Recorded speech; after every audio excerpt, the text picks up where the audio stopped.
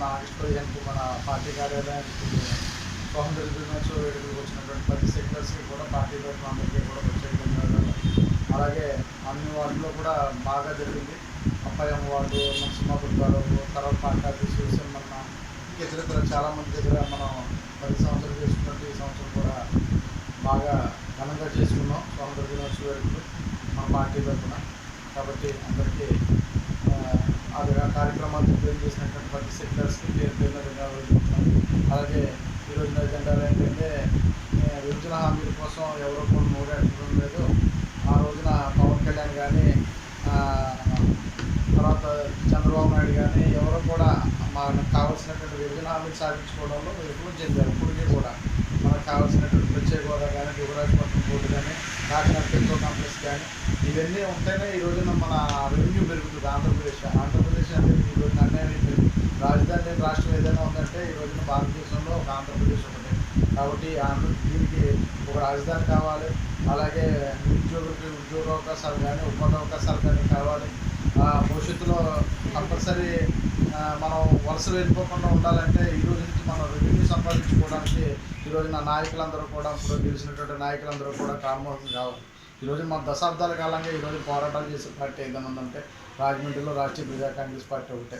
ప్రత్యేక హోదా కోసం, దుగ్గరాజపట్నం పోర్ట్స్ కోసం, కాకినాడ పెట్రో కాంప్లెక్స్ కోసం, జీడీఎఫ్ అని, జీడీఆర్ అని, విభజన హామీలు అని ఎన్నో ఉద్యమాలు చేసినటువంటి నాయకుడు మన మేడా శ్రీనివాస్ గారు.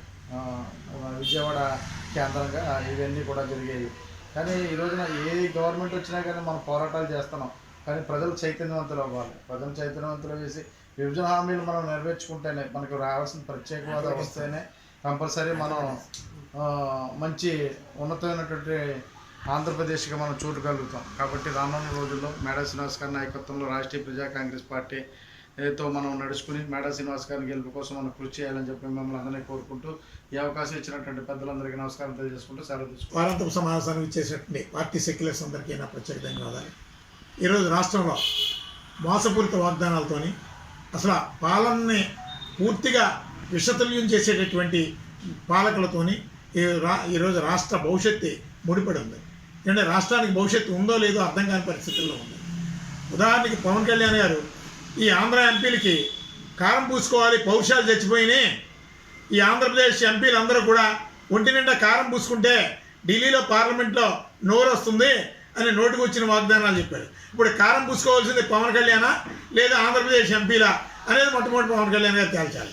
అలాగే రాజధానిని నిర్మించలేనటువంటి వీళ్ళు, పోలవరం ప్రాజెక్టు నిర్మించలేనటువంటి వీళ్ళు రాజధాని నిర్మిస్తానంటారు.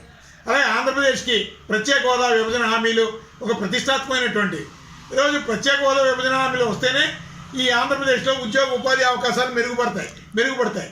ఈరోజు అయ్యేవి లేకుండా అన్ని జిల్లాలు ఎడారిగా మారాలి. రాజధాని 29 గ్రామాల కోసం రాజధాని కావాలి. ఇది అసలు ఏ నాయకుడైనా, ఏ పాలకుడైనా ఇంత దరిద్రంగా ఆలోచించేటటువంటి నాయకులు ఉన్నారా? ఈ రాష్ట్రం అంతా ఎడారైపోతుంది. ఏ జిల్లాలోని కూడా ఉద్యోగాలు లేవు, ఉపాధి లేదు, పారిశ్రామిక అభివృద్ధి లేదు. అలాగే యువత, నిరుద్యోగులు విపరీతంగా గ్రామాల్లో పెరిగిపోతున్నారు.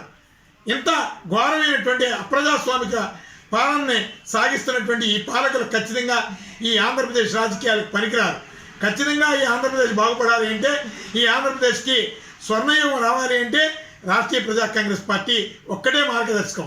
రాష్ట్రీయ ప్రజా కాంగ్రెస్ పార్టీ ఒకటే ఈ ఆంధ్రప్రదేశ్ అనే కమిట్మెంట్తో ఉన్నటువంటి రాజకీయ పార్టీ.